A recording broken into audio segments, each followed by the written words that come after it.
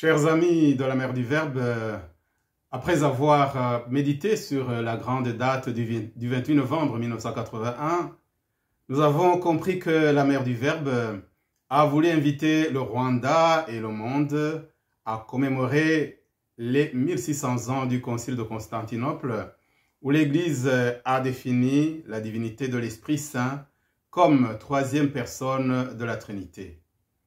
Et nous inviter aussi à nous préparer au grand jubilé à venir, dont la commémoration de 1600 ans du Concile d'Éphèse, où a été défini le dogme de Marie, Mère de Dieu, ou Théotokos en grec, dont la commémoration de 500 ans de l'apparition de Marie de Guadeloupe, et enfin le jubilé de 50 ans des apparitions de la Mère du Verbe à Kibeho au Rwanda. Ça sera en 2031. En étant attentif à la chronologie de la Sainte Famille, telle qu'elle a été établie par les amis de Maria Valtolta, j'ai découvert que la Mère du Verbe a voulu commémorer d'autres grands événements de sa vie avec les Rwandais. Après l'année 1981, l'année 1982 était peut-être plus importante que 1981. En effet, en 1982, cela faisait exactement 2000 ans, jour pour jour, que la Mère du Verbe était présentée au temple, car c'était en 18 avant Jésus-Christ qu'elle a été présentée au temple par sa mère Anne et son père Joachim. Ce fut la grande année jubilaire des apparitions de Kibeho, où Marie a pris soin d'accorder à ses choyés, ces trois voyantes, des promenades mystiques hors du monde des hommes, mais c'est surtout au début de cette année, 1982, que Marie, la Mère du Verbe, est apparue à Nathalie et lui a demandé de lire le livre de l'imitation de Jésus-Christ, de comprendre et d'en faire lecture aux autres. Et la phrase qu'elle a lue est celle-ci. Les choses de ce monde passent, mais celles du ciel ne passent pas.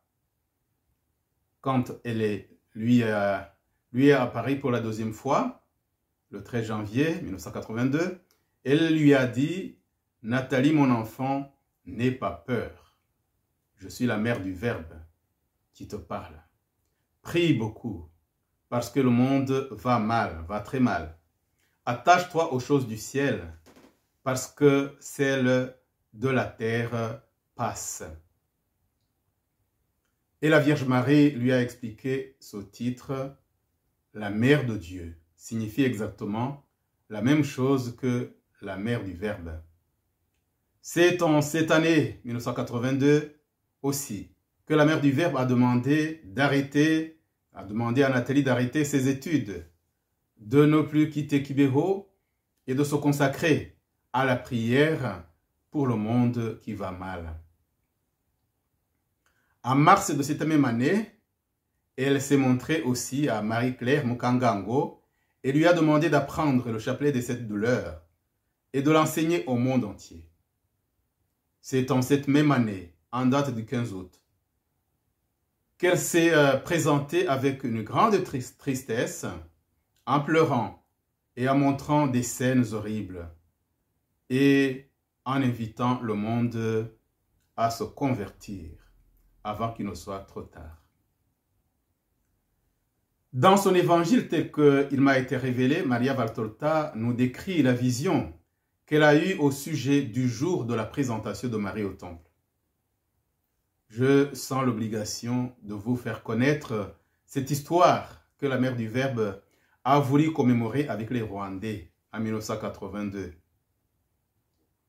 C'est au chapitre 8 du premier tome de l'évangile tel qu'il m'a été révélé. Voici ce que nous dit Maria Valtolta.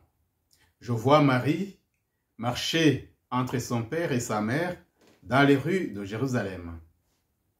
Les passants s'arrêtent pour regarder cette jolie petite fille, toute vêtue d'un blanc de neige et enveloppée dans un tissu de très léger. Ces motifs de feuillage et de fleurs, plus foncés sur le fond pâle, me font penser que c'est celui qu'Anne portait le jour de sa purification. Seulement alors que sur Anne, il ne dépassait pas la ceinture pour Marie, si petite, il descend presque jusqu'à terre et l'enveloppe d'une espèce de petit nuage vaporeux et lumineux, d'un charme rare. La blondeur de ses cheveux épars sur les épaules, ou plutôt sur la nuque délicate, transparaît là où il n'y a pas de damassure sur le voile. Damassure signifie dessin figuré sur une étoffe de soie de couleur monochrome avec une armure satin. Juste le fond très léger. Ce voile est maintenu sur le front par un ruban d'un bleu très pâle sur lequel sa mère vraisemblablement a brodé de petits lys en fil d'argent. Comme je l'ai dit, ce vêtement très blanc descend jusqu'à terre et c'est tout juste si, à chaque pas, on aperçoit ses pieds chaussés de sandalettes blanches. Ses mains ressemblent à de pétales de mangolia qui sortent d'une longue manche. Mangolia, c'est un arbre à feuilles luisantes, à grandes fleurs blanches, très odorantes. Hormis le cercle bleu du ruban, il n'y a pas d'autre couleur, tout est blanc. Marie paraît vêtue de neige. Joachim porte le même vêtement qu'à la purification, tandis qu'Anne est vêtue d'un violet très sombre. Même le manteau qui lui couvre la tête est violet foncé. Elle le porte baissé très bas sur les yeux.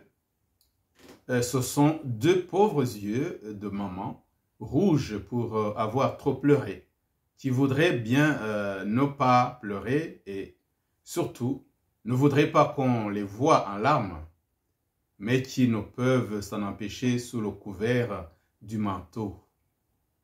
Cette protection vaut pour les passants, mais aussi pour Joachim, dont les yeux habituellement sereins sont d'ailleurs rougis et brouillés de larmes, déjà versées ou qui coulent encore. Il marche en se tenant très courbé, sous un voile disposé comme un turban dont les ailes latérales descendent le long du visage. Il fait très âgé à ce moment, Joachim. À le voir, on pourrait le prendre pour le grand-père ou l'arrière-grand-père de la petite fille qu'il tient par la main. Le chagrin de la perdre donne à son pauvre père une démarche traînante, une allure lasse qui le vieillit de 20 ans. Son visage semble être non seulement celui d'un ancêtre, mais même celui d'un malade, tant il est accablé et triste. Sa bouche tremble, légèrement entre deux rides, aujourd'hui très prononcées, de chaque côté du nez. Ils essaient tous les deux, de dissimuler leurs larmes, mais s'ils y parviennent à l'égard de beaucoup de gens, ils ne peuvent avec Marie. En raison de sa petite taille, elle les regarde de bas en haut et quand elle élève la tête, son regard se porte tour à tour sur son père et sur sa mère. Et s'efforce de lui sourire, d'une bouche tremblante, et ils augmentent l'étreinte de leurs mains sur la petite main de Marie chaque fois que la fillette les observe et sourit. Ils doivent penser à c'est bientôt son dernier sourire que nous allons voir. Ils marchent lentement, doucement, et ils donnent l'impression de vouloir allonger le plus possible leur route. Tout leur est prétexte pour faire halte. Mais une route a forcément une fin, et celle-ci est sur le point de se terminer. Voilà au sommet de cette dernière montée les murs de l'enceinte, les murs d'enceinte du temple. Anne pousse un gémissement et serre plus fort la main de la fille de Marie. Ma chère Anne, je suis avec toi, dit une voix qui sort de l'ombre d'une arcade basse à un croisement de route. Élisabeth, qui l'attendait sûrement, la rejoint et la serre sur son cœur. Comme Anne est en larmes, elle lui propose « Viens, viens. Un moment dans cette maison amie, puis nous partirons ensemble. » Zacharie est là lui aussi. Ils entrent tous dans une pièce basse et sombre où brille un grand feu. La maîtresse de maison, certainement une amie d'Élisabeth, mais inconnue d'Anne, se retire par politesse pour laisser le petit groupe tranquille. Ne crois pas que j'ai changé d'avis ou que je donne à regret mon trésor au Seigneur, explique Anne entre ses larmes. Mais c'est le cœur. Oh, comme mon vieux cœur souffre de retrouver sa solitude de mère sans enfant. Si tu le sentais. Je le comprends, mon Anne. Mais tu es bonne et Dieu te réconfortera dans ta solitude. Marie priera pour que Dieu donne la paix à sa mère, n'est-ce pas? Marie caresse les mains de sa mère et les embrasse. Elle se les passe sur le visage pour en être caressée. Et Anne serre ce petit visage dans ses mains et l'embrasse encore et encore. Et ne s'en rassasie pas. Zacharie entre alors et salue. La paix du Seigneur soit sur les justes. Oui, répond Joachim. Demande pour nous la paix, car notre cœur tremble de l'offrir. C'est comme l'offrande d'Abraham lorsqu'il gravissait la montagne, et nous ne trouverons pas d'autre offrande pour racheter celle-là. Nous ne le voudrions pas, d'ailleurs, parce que nous sommes fidèles à Dieu. Mais nous souffrons, Zacharie. Toi, qui es prêtre de Dieu, comprends-nous et ne t'en scandalise pas. Jamais. Bien au contraire, votre douleur, c'est ne pas dépasser les bornes de ce qui est permis et vous porter à l'infidélité, et cela m'apprend à aimer le Très-Haut. Mais prenez courage. La prophétesse Anne aura grand soin de cette fleur de David et d'Aaron. C'est actuellement le seul lys de sa descendance sainte que David est au temple. Et on s'en occupera comme d'une perle royale.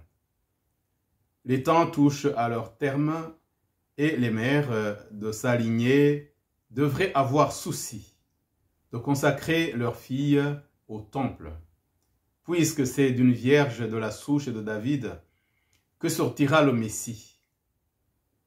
Mais les places réservées aux vierges dans le temple sont vides à cause du relâchement de la foi. Il y en a trop peu au temple et aucune de la descendance royale depuis que Sarah, fille d'Élisée, en est sortie pour se marier. Voici 3 ans. Il est vrai qu'il manque encore 6 lustres pour arriver à la date fixée, mais eh bien, espérons que Marie sera la première de nombreuses vierges davidiennes devant le voile sacré. Et puis, qui sait? Zacharie n'ajoute rien, mais il regarde Marie d'un air passif. Il reprend. Je veillerai moi aussi sur elle. Je suis prêtre et j'ai mes entrées. J'en profiterai pour ce petit ange. Et Élisabeth viendra la voir souvent. Oh, certainement, j'ai un grand besoin de Dieu et je viendrai le dire à cet enfant afin qu'elle le dise à l'Éternel. Anne a pris courage pour la réconforter un peu plus. Élisabeth lui demande, « N'est-ce pas ton voile d'épouse? Ou bien as-tu filé du nouveau byssus? » Byssus signifie faisceau de filament qui permet à certains mollusques de se fixer. C'est bien le même, je le consacre au Seigneur avec elle. Je n'y vois plus guère. Et puis, nos ressources ont bien diminué à cause des taxes et à la suite de revers de fortune. Il m'était impossible de faire de grosses dépenses. J'ai seulement préparé un riche trousseau pour son séjour dans la maison de Dieu et pour après. Parce que je pense que ce n'est pas moi qui l'habillerai pour ses noces. Et je veux que ce soit toujours la main de sa maman, même froide, inerte, qui la part pour son mariage et lui file ses linges et ses vêtements d'épouse. Oh, pourquoi ces tristes pensées? Je suis déjà âgée, ma cousine. Je ne l'avais jamais autant ressenti que maintenant. Sous le poids de cette souffrance, j'ai donné les dernières forces de ma vie à cette fleur pour la porter et la nourrir. Et maintenant, la douleur de la perdre souffle sur ses dernières forces et les dissipe. Il ne faut pas dire cela, ne serait-ce que par égard pour Joachim. Tu as raison. Je tâcherai de vivre pour mon mari. Joachim, attentif aux paroles de Zacharie, a fait semblant de ne rien entendre, mais il a entendu. Et il pousse un profond soupir, les yeux baignés de larmes. Nous voici entre la 3e et la 6e heure. Je crois le moment venu d'y aller, dit Zacharie. Tous se lèvent pour remettre leur manteau et partir. Chers amis de la Mère du Verbe, voilà, je suis obligé de m'arrêter ici. Je reprendrai sans tarder le récit de l'histoire de la présentation de Marie au temple en l'an 18 avant Jésus-Christ, en vous rappelant qu'en 1982, cela faisait 2000 ans, jour pour jour, qu'elle est entrée au temple pour y rester pendant le reste de son enfance et de son adolescence, en priant, en méditant et en étudiant la parole de Dieu.